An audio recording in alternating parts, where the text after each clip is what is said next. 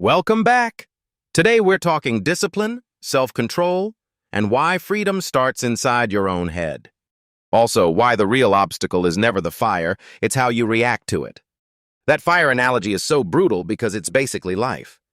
Some people freeze, some people panic, and some people just start moving. And the whole point is that the room being on fire reveals who you are. Which is rude, honestly, because life could at least wait until you're ready.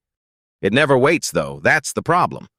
The Stoic move is not denial, it's focusing on what you can actually do. That's why the question keeps coming back. Is this up to me or not? Because people waste so much energy on the stuff they can't touch. Traffic, weather, strangers online, all of it eating your day. And somehow the weather always gets a vote in your mood. The resource allocation idea is the part I love most. If you put half your energy on what you can't control, you're literally draining your own engine. That's such a clean way to think about it. And then there's the weird power of walking and water. Why do those two things feel like instant mental reset buttons? There's something ancient about both of them. Humans were built moving long distances, and water just slows the whole system down. Which is funny because modern life is basically one long attempt to never move. We sit all day and then act shocked that our brains are cooked. I also love the idea that the walk doesn't solve the problem. It just makes you capable again. That's a huge distinction. And then the third practice, doing something hard every day, that one hits. Not in a performative way, just because effort changes the shape of you. Not eating a cheeseburger is not exactly hero material, though. Right? That's just being mildly annoying to yourself? The real point is physical resistance.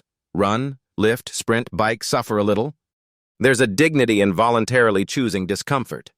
Because if you can choose it, you're less terrified when life forces it on you. That's the whole philosophy in one sentence, honestly. And then comes the really uncomfortable one, meaning through service. That part is harder than all the self-help language makes it sound. Because it's not about proving you're exceptional. It's about leaving things better than you found them. That's actually a pretty clean definition of a life worth living.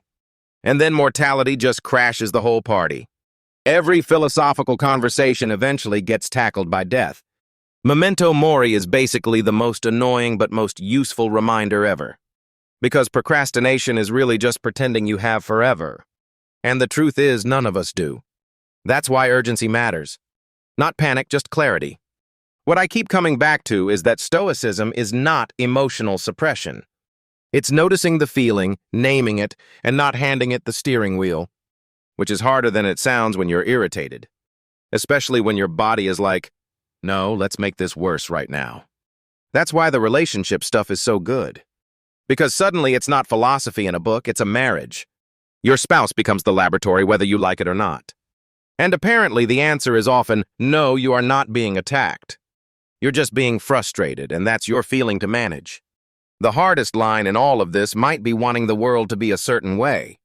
Because that desire creates half your suffering before the day even starts.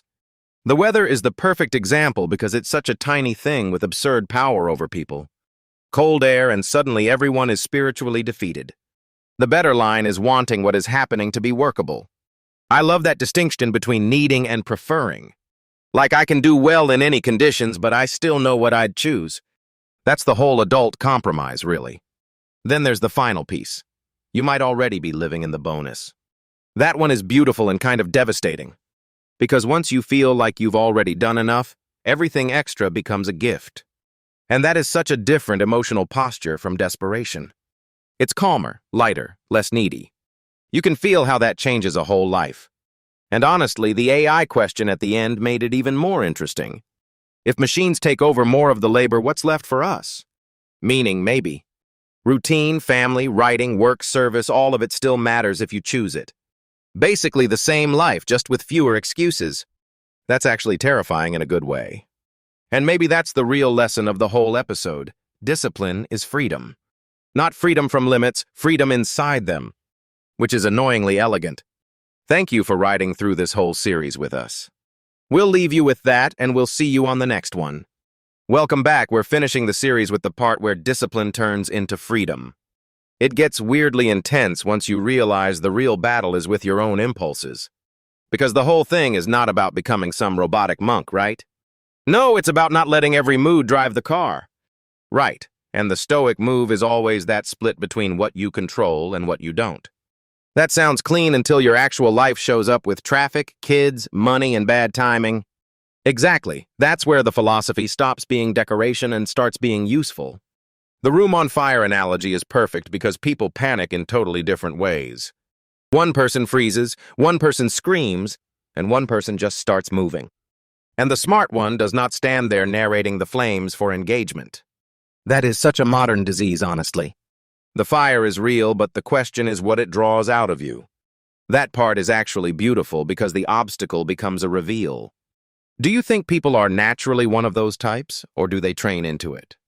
I think a lot of it is practice, and practice usually looks like repeated damage. That is the least inspirational way to say it, but probably true. You get hit by life enough, and either you get brittle or you get better at responding. Or you get so traumatized that you avoid every future fire forever. Which is the tragedy, because then the lesson becomes fear instead of strength. And that is why he keeps calling it reps, like this is training for the rest of existence. The thing I keep coming back to is the question habit, because that feels more practical than poetry. The best question is almost embarrassingly simple. Does this matter? That would destroy half of human drama immediately. It would bankrupt entire industries, honestly. Most of our anxiety is inflated by proximity, not importance. So the question isn't just what happened, it's whether my energy is even going to the right place. Exactly, because attention is a budget and most people are broke. That is such a violent sentence for a calm philosophy. Stoicism always sounds polite until you realize it's calling you inefficient. Then he goes into weather, traffic, somebody disliking you, and it all becomes very concrete. That's the hard part, though, because people want control as a comfort blanket. But wanting the weather to behave is basically a recipe for spiritual misery. Imagine waking up offended by clouds, and yet that is absolutely a personality type. The better move is preference without dependency, which is annoyingly mature. Like, I can want comfort, but I cannot demand reality audition for me. Yes, and that distinction is basically half the battle in life. The part about long walks and water was interesting because it felt almost too simple. But simple things are usually only simple after people have forgotten why they work. Movement changes thought, and stillness changes panic. Also, showers are undefeated for sudden genius. Every important idea in human history has arrived under bad water pressure. The point is not that walking solves your life, it's that it returns you to yourself. And then the third thing is do something hard every day, which is where it gets real. Because discipline without discomfort is just a nice self-image. I love that he doesn't count skipping a cheeseburger as some heroic act. Yeah, congratulations on not eating garbage. You are now Alexander the Great. The bar is in the floor and we keep tripping over it. The actual thing is physical effort, something that taxes you and leaves a mark. That is where the old Greek and Roman stuff makes more sense than people think. They were not trying to look enlightened. They were trying to be capable. Capable is a much sexier goal than enlightened, frankly. Then service comes in, which stops philosophy from becoming self-obsession. That idea of leaving the world better than you found it hits hard. Because meaning gets really shaky if it's only about your own achievement. Exactly, if it's just status and money, it collapses the second the scoreboard changes. And then he lands on mortality, which is the part everybody wants to postpone. Which is funny because mortality is the only thing in the whole thing that is guaranteed. Memento Mori is basically the most anti-procrastination tool ever invented. It makes every delay feel a little more ridiculous, doesn't it? Especially when you're 30 minutes deep in a fake emergency. The ancient world was brutally honest about death, and we are still acting surprised by it. That's why the parenting stuff landed too, because it gets away from performance and into love. Just telling your kids they are loved without conditions is so grounding.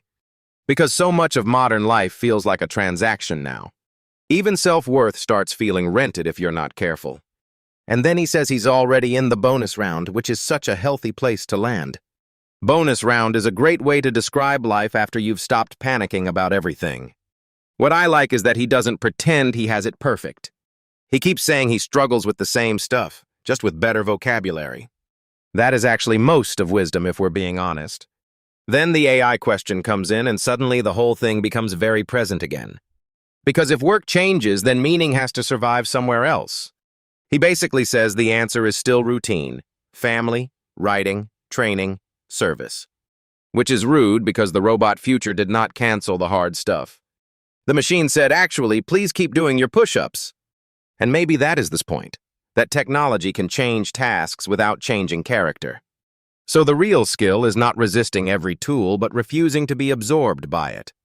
Right, because the danger is always losing your own center. And he is so protective of that inner space, which I respect a lot. No apps, no passwords, no chaos in the pocket. A truly terrifying commitment in the modern age. But it's consistent with the whole philosophy, because freedom needs boundaries. That's the paradox, right? That self-control is not restriction, but expansion. Exactly. If you are not constantly hijacked, you get your life back.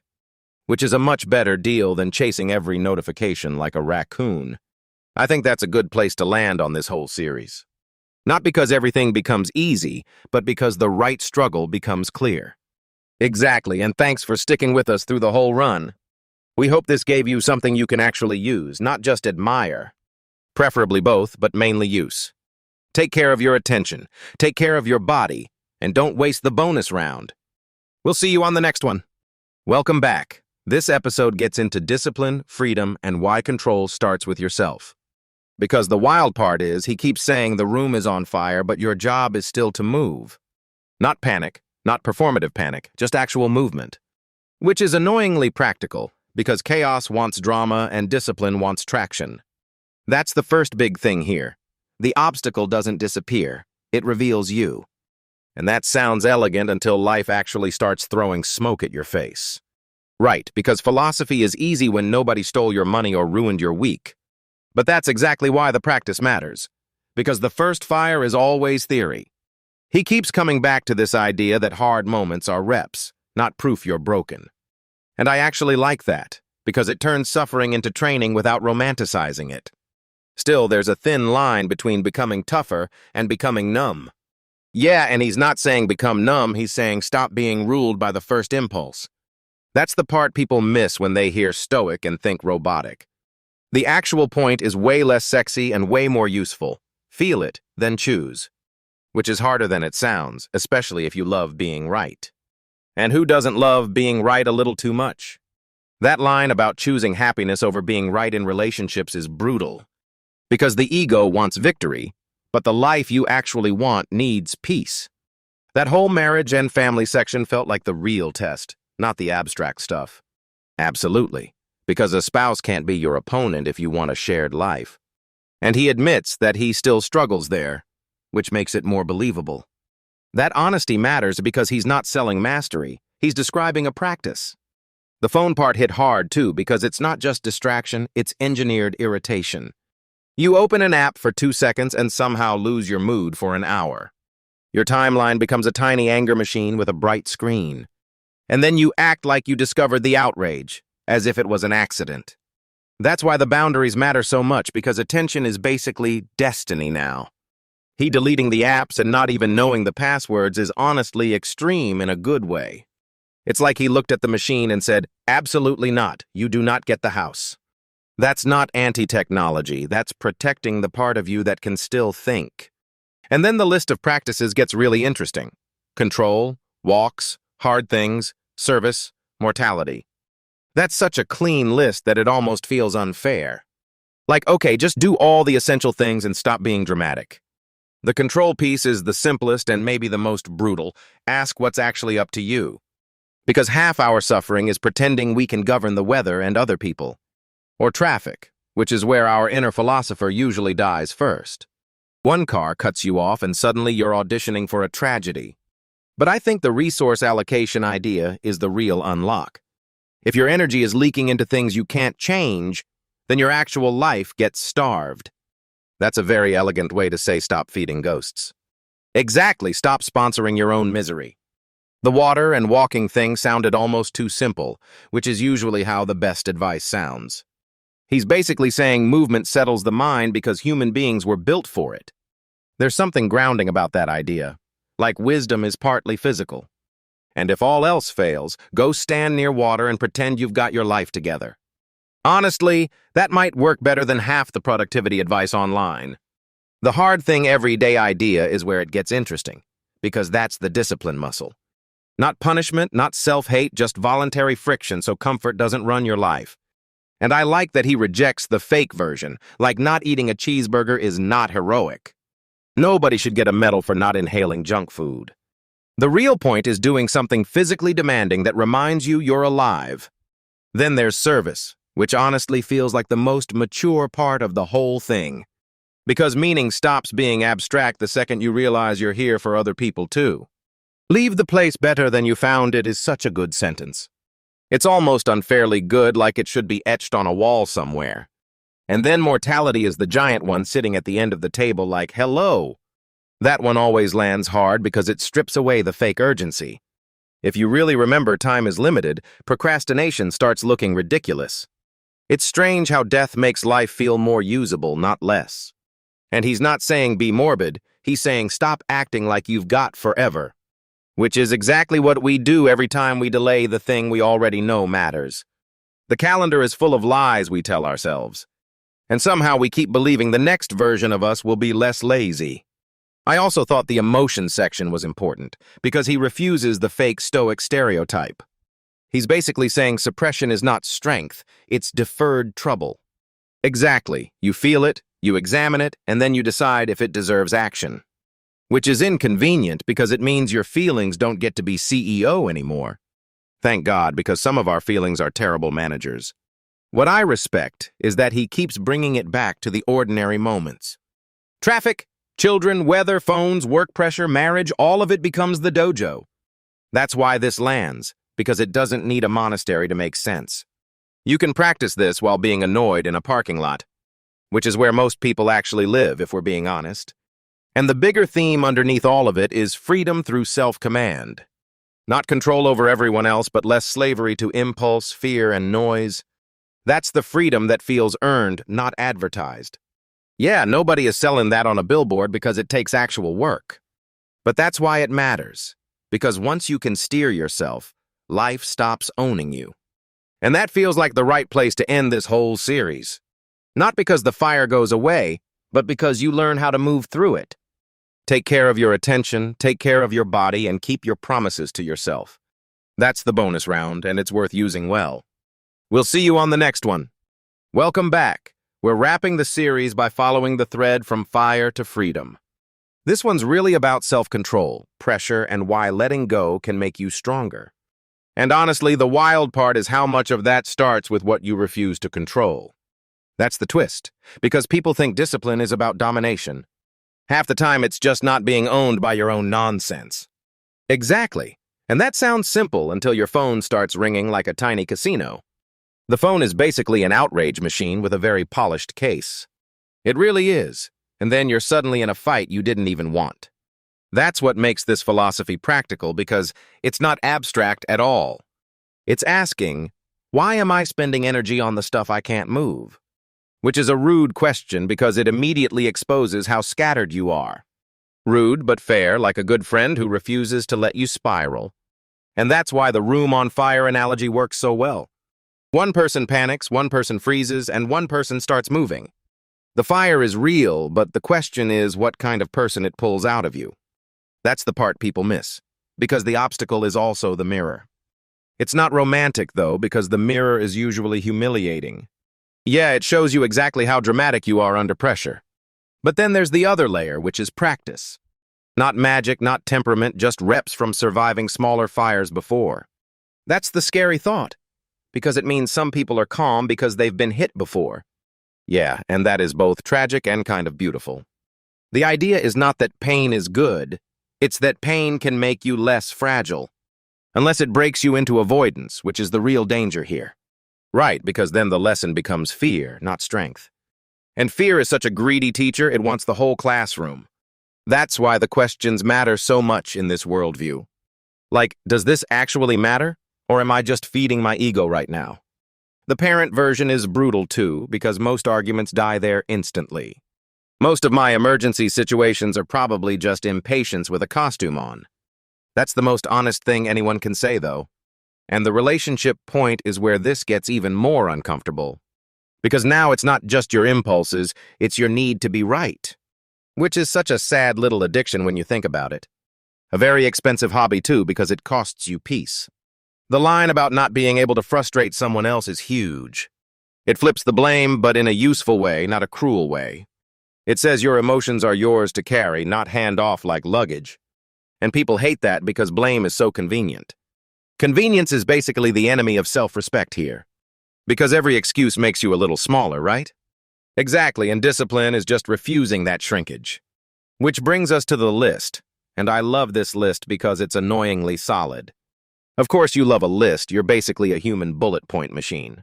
Fair, but this one actually earns its place. Control what's in your control. Walk every day. Do something hard every day. Then service, then memento mori, which is basically the whole operating system. And the first one is the most important because it saves energy. You do not need to donate half your brain to traffic. That line should be on a mug somewhere. But the walking part is secretly the one I like most. Because it's not about productivity. It's about getting your nervous system out of the blender. Water does that too, which feels almost unfairly calming. The universe really did make showers suspiciously powerful. My best ideas also arrive when I'm trying not to think. And then the hard thing every day keeps the body honest. Not punishment, just a reminder that you are still capable. That distinction matters, because this is not self-hate fitness. No one needs to romanticize a sprint workout like it's a tragic poem. The deeper point is that struggle is built into being human. We inherit the effort of all the people who had to fight for everything. So maybe comfort is useful, but not sacred. Exactly, because comfort without structure turns into fragility fast. And then a cold room becomes a personal crisis. Or a missing special sock becomes a spiritual emergency. Humanity has really peaked in weird ways. The memento mori part is where everything snaps into focus. Because mortality is the one thing nobody gets to negotiate with. Which is bleak, but also incredibly clarifying. If time is finite, procrastination starts looking like a luxury you can't afford. And the weird gift of death is that it makes life feel expensive. That sounds dark, but it's actually what makes the day matter. Also, the whole idea that you already have a terminal diagnosis is wild. Right? The paperwork was always signed, we just forgot to read it. And the most human response is not denial, it's intention. Which is why the final question hits so hard. What would you do if you didn't have to work? Because if AI removes the obvious struggle, people still need meaning. And meaning does not come from staring at a screen all day. Shockingly, the algorithm is not a soul. Yet give it time, it'll try to cosplay as one. The answer there was actually beautiful because it was boring in the best way. Wake up, be with the kids, write, move the body, come home, serve. That's not flashy, but it's coherent. And coherence is kind of the whole prize here. Not endless optimization, just a life that lines up with itself. Which is harder than it sounds because the internet wants you fragmenting all day. The attention economy really is a chaos machine with good branding. So the quiet final lesson is probably boundaries. Boundaries with apps, with people, with your own impulses, even with ambition. That's how you protect the part of you that can still choose. And choosing is the whole game, even when it's uncomfortable. That's why this ended up feeling less like self-help and more like a survival manual. Not for emergencies only, but for ordinary days that quietly shape you. The small days are the real test, honestly. Because that's where discipline either becomes a habit or stays a fantasy. And with that, I think we can call the series what it was. A reminder that freedom begins where self-rule begins. Not because the fire disappears, but because you learn how to move through it. And hopefully you do it with better socks than before. That's a high bar, but I believe in us. Thanks for riding through both episodes with us. We'll leave you with the simple challenge. Control what's yours and let the rest pass.